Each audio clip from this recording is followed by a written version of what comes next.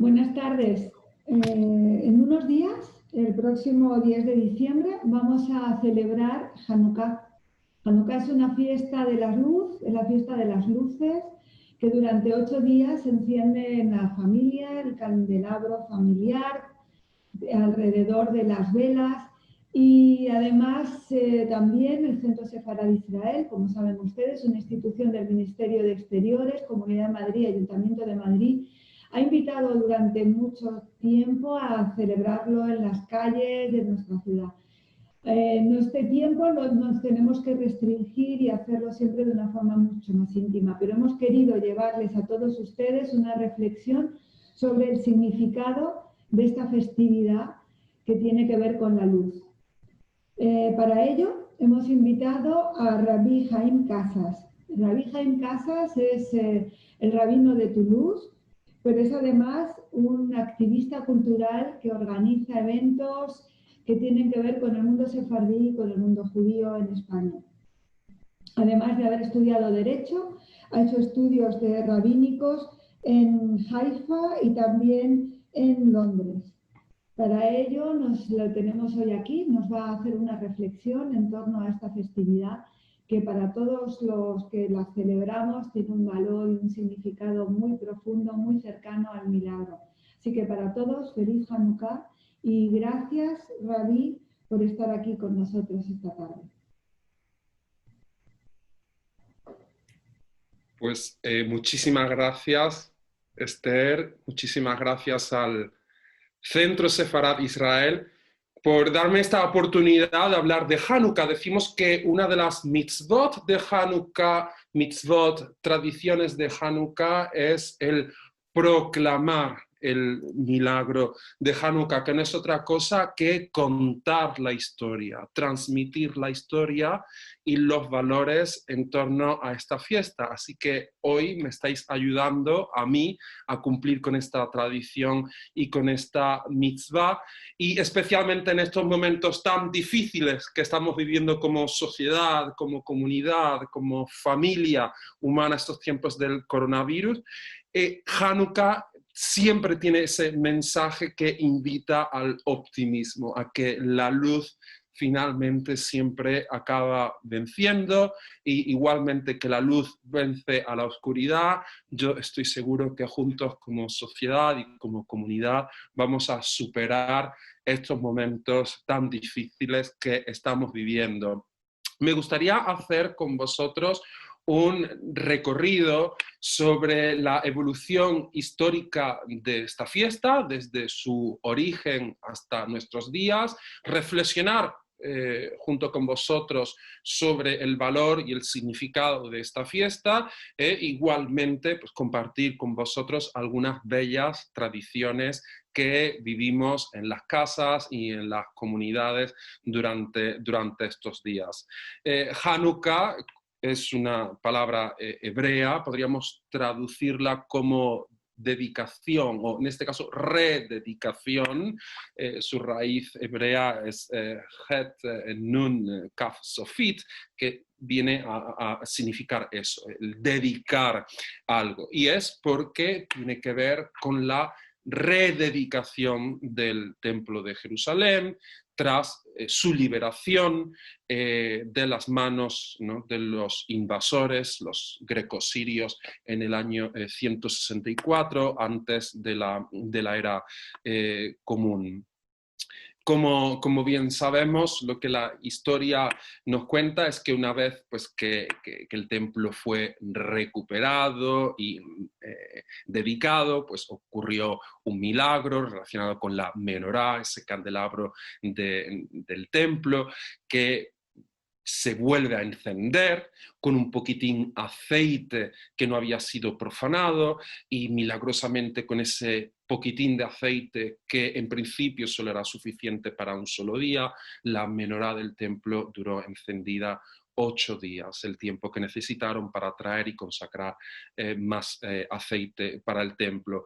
Por ello, es una fiesta que finalmente, tras su evolución histórica, pues se ha convertido en una fiesta muy querida, muy alegre, también conocida como Hag HaUrim, la fiesta de las luces o las fiestas de las luminarias, que precisamente es muy interesante. Ya veremos el por qué se celebra en diciembre, en torno al solsticio de invierno, en esa época del año en la que en el hemisferio norte, pues los días son más cortos y las noches son más largas.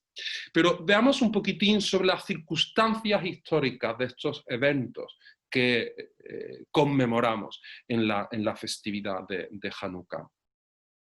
Hasta el año 200 antes de la era común, el reino de Judea había sido parte, una especie de, pues, de estado, reino, vasallo del imperio egipcio, del reino ptolemaico. Y cuando el rey Antíoco III, el grande rey de Siria, derrota al rey de Egipto, pues esta parte de lo que era el reino de Judea pasa a estar bajo control de los sirios. En un principio, el rey Antíoco III, queriendo conciliarse con sus nuevos súbditos, los judíos, él permite a los judíos que viviesen de acuerdo con sus costumbres y les permite seguir con sus tradiciones, con su identidad, con su espiritualidad, con el uso del templo de Jerusalén. Sin embargo, en torno al año 175 antes de la era común, Antíoco IV, hijo de Antíoco III, en colaboración con una sección, que esto es muy interesante y que muy poco hablamos, una especie de movimiento judío muy influenciado por la cultura helenística, por la cultura griega, los hijos de Tobías o tobiados. Ellos finalmente deciden imponer la cultura helenística en Jerusalén y ellos pues prohíben el culto que hasta esos días se había celebrado. El templo se invade y se dedica pues a las tradiciones y a las deidades propias de la tradición helenística y pues se impide, ¿no?, esta libertad religiosa que los judíos habían disfrutado hasta entonces, y por así decirlo, el templo es rededicado, pero en este sentido rededicado a las tradiciones, hasta las tradiciones griegas. Esto, lógicamente, pues acaba provocando que una facción muy importante del pueblo judío que no seguía esas tradiciones griegas acaban rebelándose contra esa invasión, contra esa imposición de la cultura helenística. Y el pueblo judío, capitaneado por un sacerdote, por Judas, un descendiente de un sacerdote, el hijo del sacerdote Matatiahu, por Judas Macabeo, con otra serie de líderes, provocan una revuelta militar, y acaban ellos recuperando el control sobre la ciudad de Jerusalén. Recuperan el control sobre el templo, expulsan a todas esas deidades de tradición helenística y rededican el templo de Jerusalén, y lo que las fuentes nos dicen es que durante 8 días pues celebran una fiesta para conmemorar esta victoria y la recuperación de Jerusalén y del templo. La tradición, como vamos a ver, también nos habla de este milagro que comentaba al principio, cuando ellos van a rededicar el templo y con un poquitín de aceite que se había conservado, finalmente la menorá dura encendida durante 8 días. Y de ahí viene pues nuestra tradición que hoy día celebramos. Lo interesante que yo quiero ver con vosotros es ver esta evolución, porque esta idea del milagro, de las luces y del aceite, como vamos a ver, es es algo más tardía a las fuentes históricas más antiguas que hemos conservado. Hoy día el acento se pone sobre ese milagro, el milagro de la luz, el acento se pone sobre la alegría, la espiritualidad, la familia, pero como vamos a ver, esto ha evolucionado en la historia.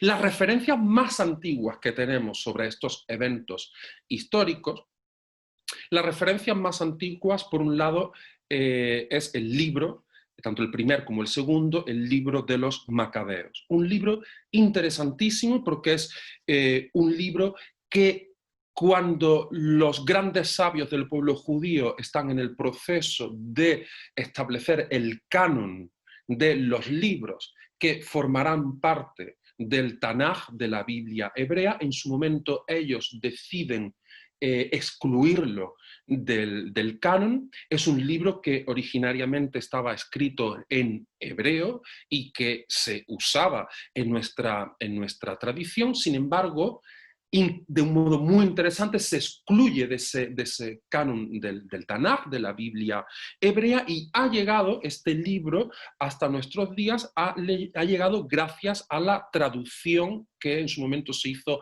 al griego de los textos bíblicos, la traducción que recoge la Septuaginta, que como sabéis es la traducción de la Biblia original hebrea, de algunos libros también en arameo, al griego. Y curiosamente este libro, el libro de los Macabeos, que no forma parte del canon del Tanaj, de la Biblia hebrea, este libro sí forma parte del canon católico o de las iglesias ortodoxas. Algo que me parece relevante, puesto que es un libro que narra unos eventos tan importantes para el pueblo judío, pero que sin embargo, por así decirlo, nosotros dejamos de usar, perdemos el original y se ha conservado precisamente en griego, ¿no? Este libro que habla de la victoria del pueblo de Judea contra los griegos. Un libro que aparentemente fue escrito en torno al año 100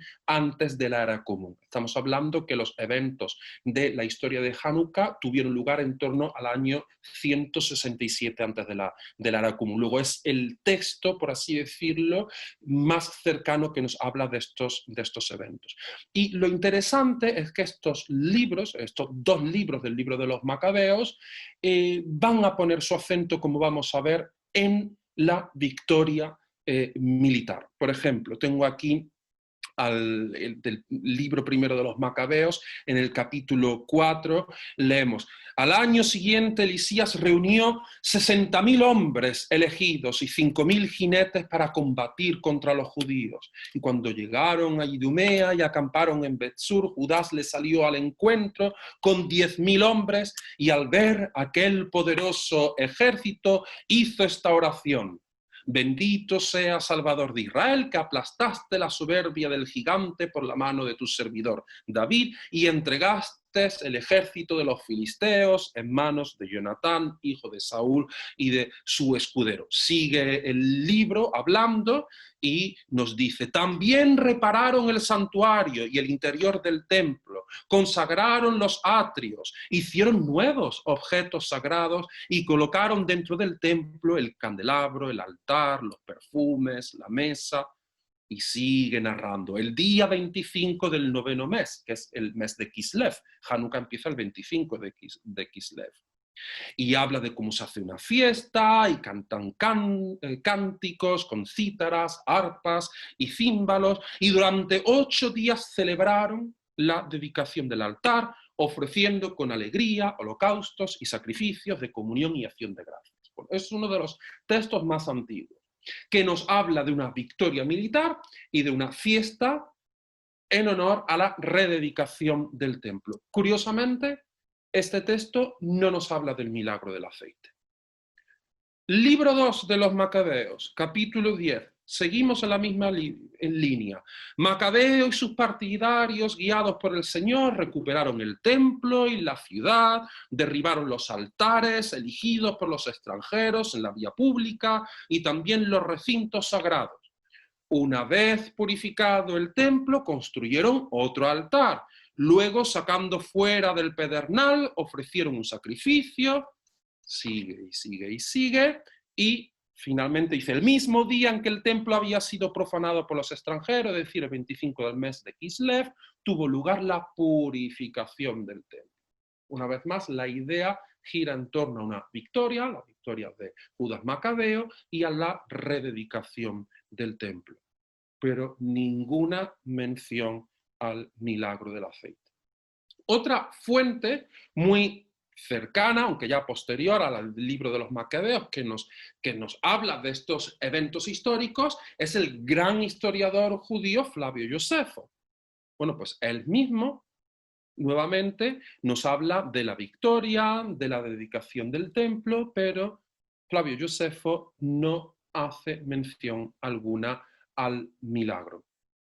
Él no le llama Hanukkah, curiosamente, él habla de la festividad o la fiesta de las luces. Luego, ¿qué nos encontramos aquí en un primer lugar?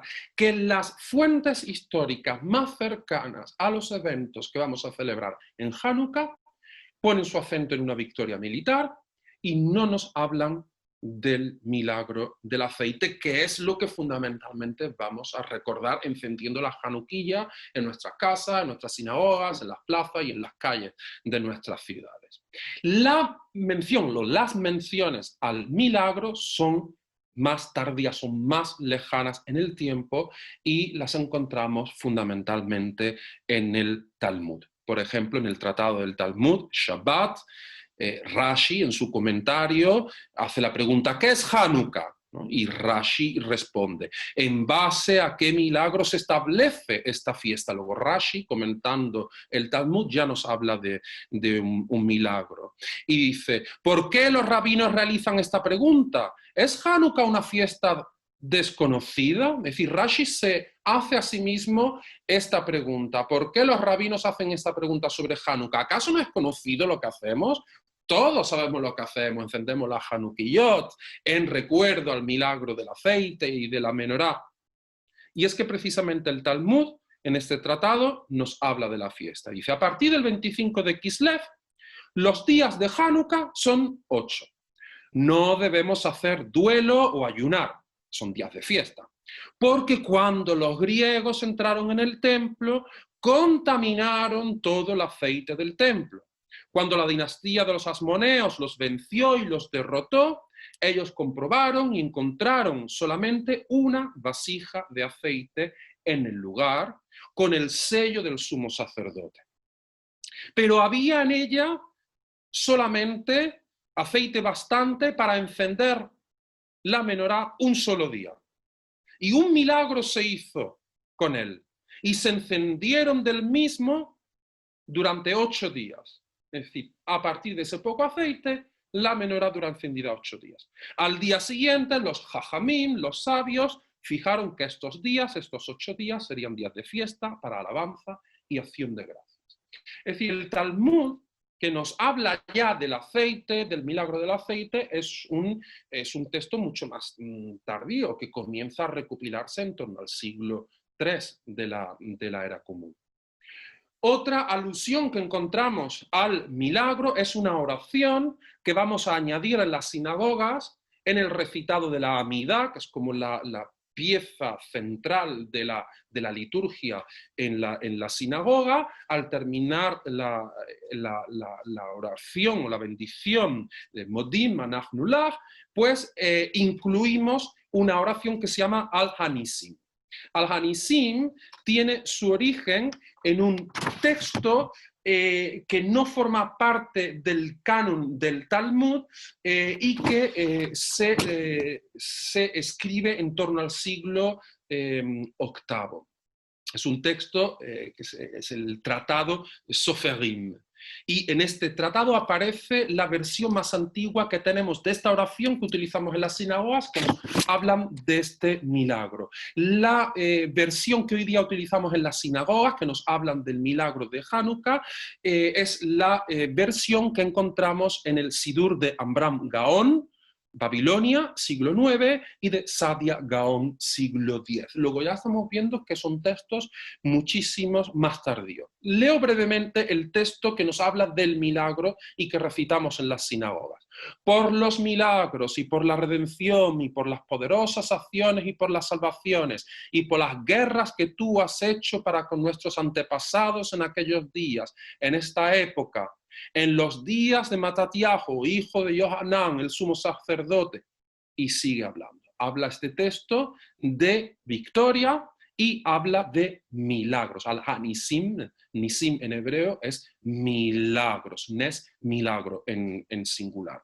Luego, nuevamente vemos que el acento, el poner el acento en el milagro tiene su origen en una época muchísimo más tardía. Entonces, ¿por qué ha podido ocurrir esto? ¿Por qué vamos a ver que hay una evolución en la manera de ver esta fiesta? Una evolución de, quizás en unos primeros tiempos, poner el acento en una victoria militar, una especie de orgullo nacional como pueblo, es decir, hemos vencido a estos invasores, y poco a poco la fiesta va evolucionando y toma un cariz muchísimo más espiritual en torno a la idea del milagro.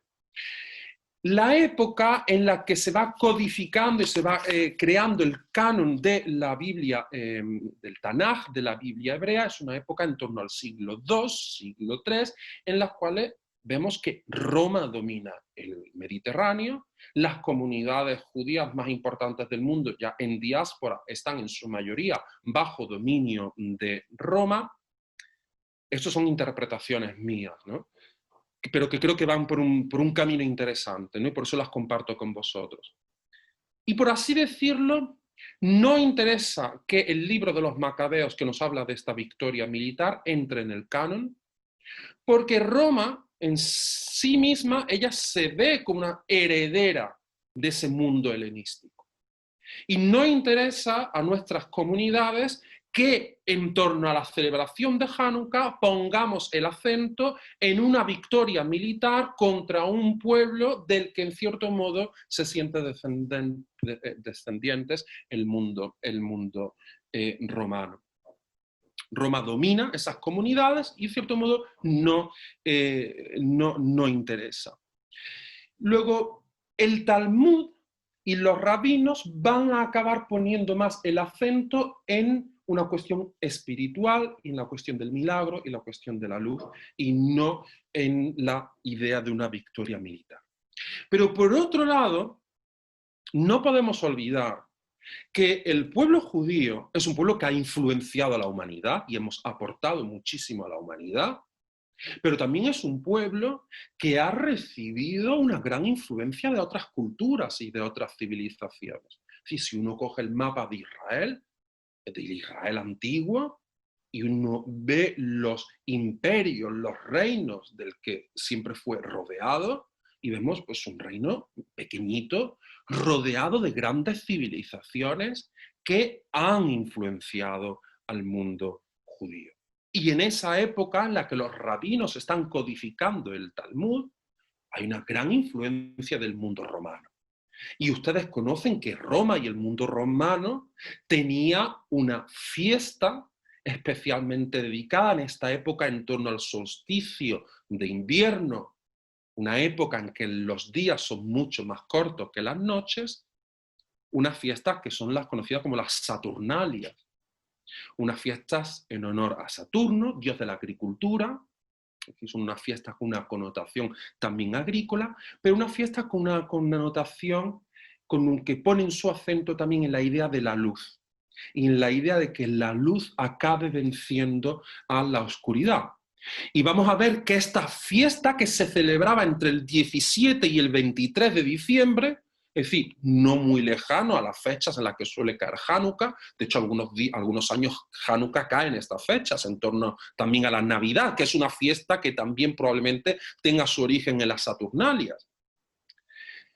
Durante estos días, curiosamente 7, en las casas, por ejemplo, existía la tradición de decorar las casas con luces, con velas, y encender hogueras en las ciudades. Luego, muy probablemente, y tiene sentido, hemos recibido una cierta influencia de todo este mundo también grecolatino a la hora de ver la fiesta. Voy a compartir con vosotros unas diapositivas que he preparado, una presentación.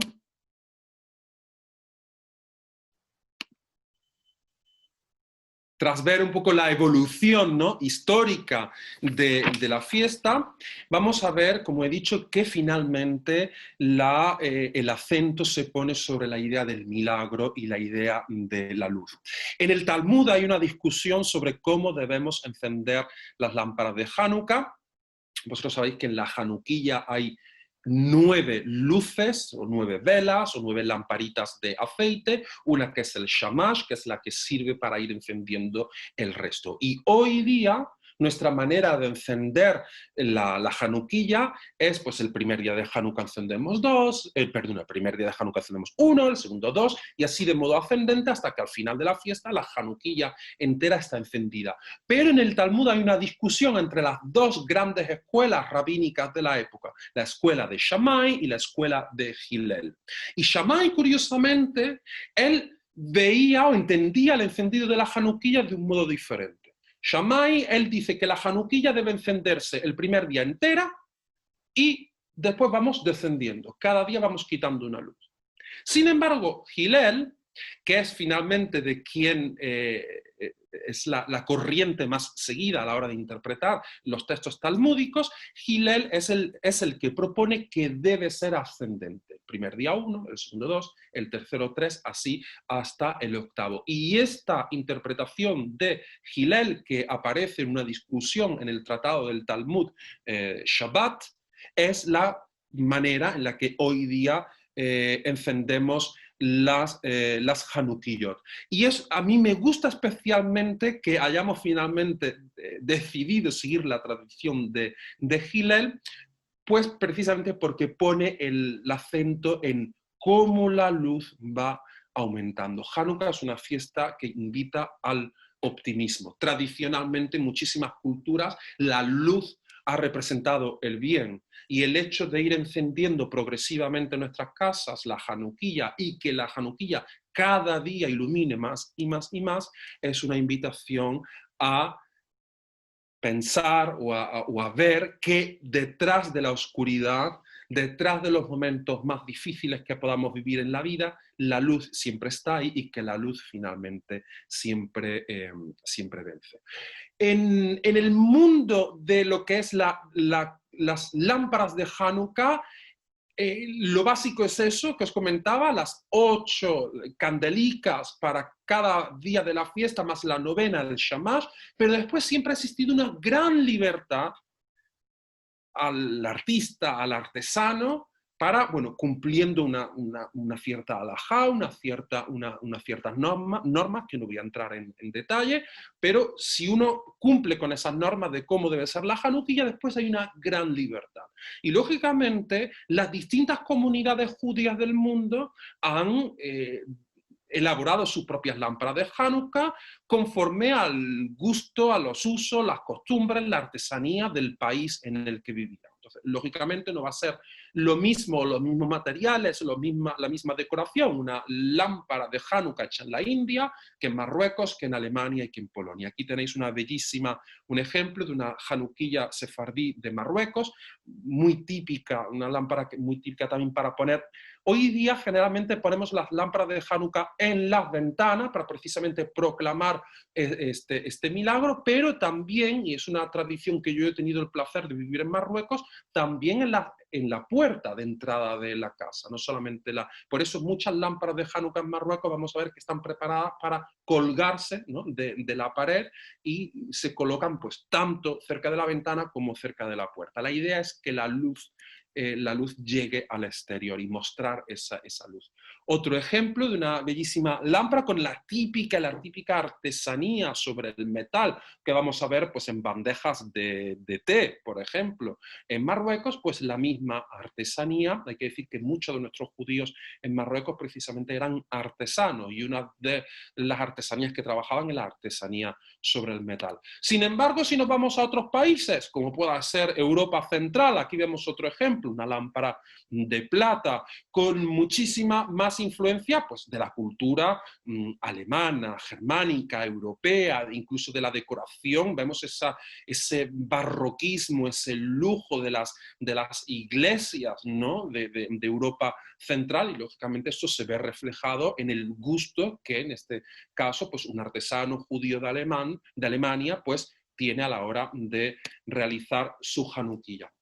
Hablamos que finalmente a lo largo de la historia hemos puesto el acento de la fiesta en la cuestión del milagro y el milagro sobre el aceite. Por eso una de las tradiciones típicas de la fiesta de Hanukkah va a ser elaborar recetas con aceite. Aquí tenemos un ejemplo de una receta típica ashkenazi, los latkes, que es una especie de tortillitas, de crepes hechas con patata rallada, algunos les ponen cebolla, huevo, y eso se fríe y se acompaña pues, con alguna salsa, con alguna crema. Yo siempre le digo a mis amigos ashkenazis, les gasto la broma y les digo que nosotros en España tenemos unas latkes muchísimo más deliciosas y sabrosas que los latkes, que es la tortilla de patatas. Es decir, los latkes no deja de ser una tortilla de patatas que se ha metido, que se a dieta, ¿no? Y ha adelgazado. Bueno, es una especie de tortillita de patata, de crepes de patata. Otra tradición, ¿no? Los sufganiot, esta especie también de bollos fritos que se rellenan de mermelada, de chocolate, de crema. Bueno, hoy día hay todo, sobre todo si vais a Israel durante los días de la fiesta, os vais a volver locos porque hay una gran variedad y bueno, es muy, muy difícil vencer la tradición de no comer una gran cantidad de sufganiot durante 8 días. Es una fiesta que yo tengo un amigo mío judío de Venezuela que dice: nosotros los judíos tenemos un gran problema con los dulces, y efectivamente no entendemos una fiesta judía sin una gran tradición pastelera. En el mundo sefardí vamos a ver otras recetas que tienen su origen en España, que incluso vamos a ver que se siguen haciendo en España, e incluso curiosamente algunas de ellas en torno al mes de diciembre. Vamos a ver recetas como las flores fritas, que no deja de ser pues, una masa hecha también pues, con harina, azúcar, y que se fríe en aceite de oliva usando unos moldes. Yo he visto, por ejemplo, las flores fritas que podemos comprar en cualquier pueblo de España, lo he visto hacer a judíos descendientes de las comunidades de Salónica, o por ejemplo los judíos del norte de Marruecos, las filluelas también, que se comen en otras fiestas, como en Purim, pero que vamos a ver también en la fiesta de Hanukkah, puesto que no deja de ser una receta que se fríe y que están riquísimas. O los buñuelos, ¿no? Que vemos, no sé en Madrid, pero en Córdoba, donde yo vivo, en diciembre hay puestos de buñuelos por las calles. Bueno, pues nosotros también en el mundo sefardí, en diciembre, tomamos buñuelos, que también es algo que se hace frito en aceite y que después, bueno, puede ir bañado en miel, en un almíbar, o con azúcar glass, ya cada uno lo presenta como puede.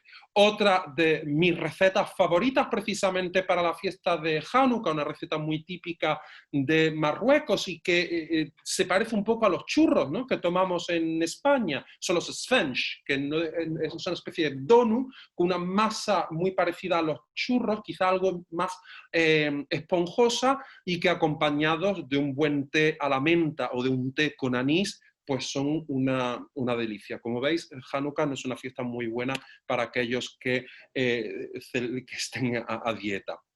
Hay maneras muy distintas de encender las lámparas de Hanukkah o las Hanukkiyot.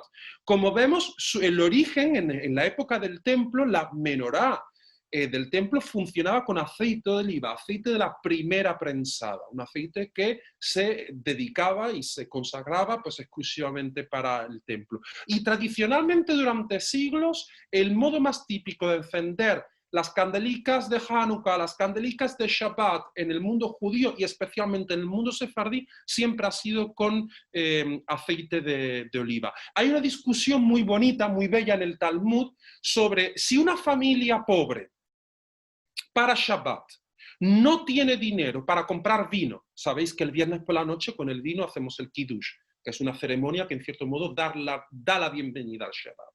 Si no hay dinero para comprar vino y aceite para las velas de Shabbat y una familia debe elegir entre comprar vino y comprar aceite para las velas, ¿qué tiene la preferencia? Y el Talmud acaba diciendo, es preferible que si no tiene dinero para las dos cosas, compre aceite para las velas. Y dice el Talmud, ¿por qué? Porque esto favorece la paz del hogar. Volvemos a ver como nuevamente la idea de luz como algo positivo, como un símbolo de bondad y de paz. Hoy día vamos a ver que hay familias que utilizan velas en lugar de aceite, o vamos a ver otras Hanukkiyot que sí funcionan con aceite de oliva, que quizás es lo más tradicional y lo más cercano.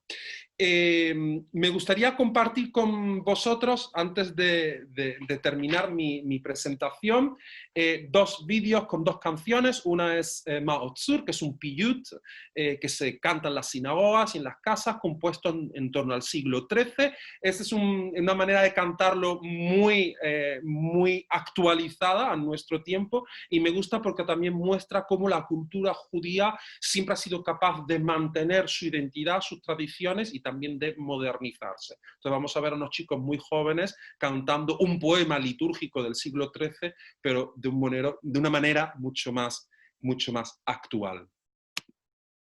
Es un texto que habla del milagro y de la historia de Hanukkah.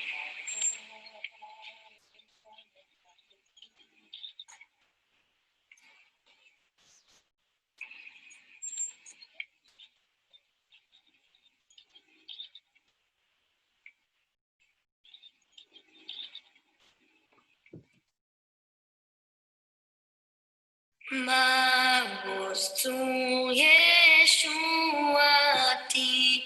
lecha na'eh leshabeach.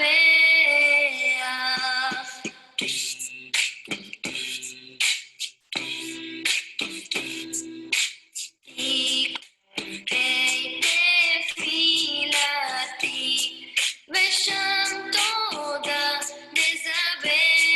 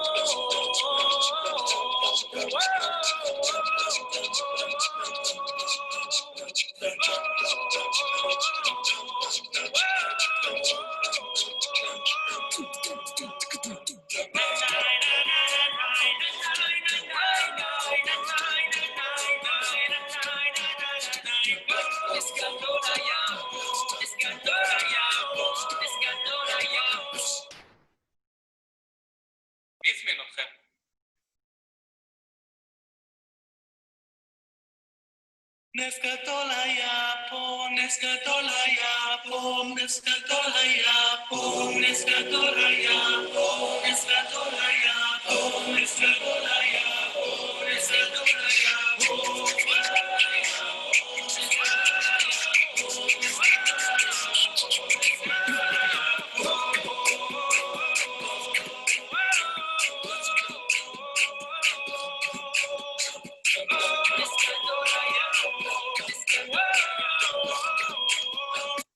Nes Gadol Hayapo, un gran milagro ocurrió aquí. Y como vemos, el acento de la fiesta está puesto en la alegría, en la esperanza, en el optimismo y en superar los momentos difíciles y en la idea de milagro. Nada que ver con una victoria militar. Y la última diapositiva que quiero compartir con vosotros es precisamente una cantica sefardí, las 8 candelicas, que no es una cantica muy antigua, es una cantica compuesta por la cantante, la escritora de canticas sefardíes, Flori Jagoda, que nació en Bosnia, pero que después vivió la mayor parte de su vida en Estados Unidos, y es una cantica que ella escribió en honor a la fiesta de Hanukkah en judeo español. Y la otra cosa valiosa es del vídeo que os pongo, es que está cantado por un coro de niños de la comunidad sefardí de Estambul. El coro Las Estrellicas de Estambul, que es un coro que fundó muy buen amigo mío, Iset Bana, que es un gran activista de la lengua judeo-española y que ha dedicado su vida a que los niños, que las nuevas generaciones de la comunidad sefardí de Estambul, pues no pierdan la lengua de sus ancestros.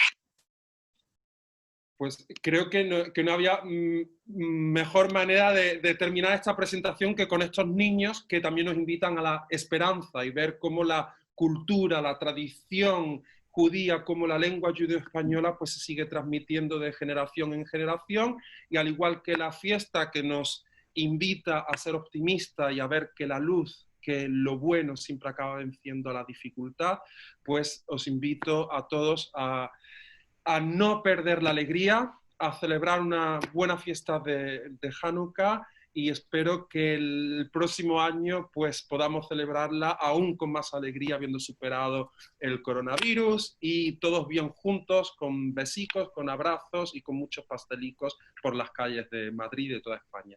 Muchísimas gracias y bueno, Hanukkah Sameach.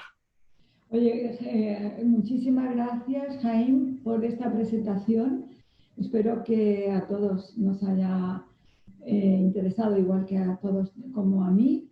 Y además esperemos que el próximo año sí podamos celebrarlo como todos, en la calle, con la presencia de nuestro alcalde y con esos buñuelos y té caliente que hemos siempre ofrecido. Así que a todos, feliz Hanukkah, muchísimas gracias a ti y esperamos que esta fiesta de la luz nos traiga muchos milagros a todos. Muchísimas gracias.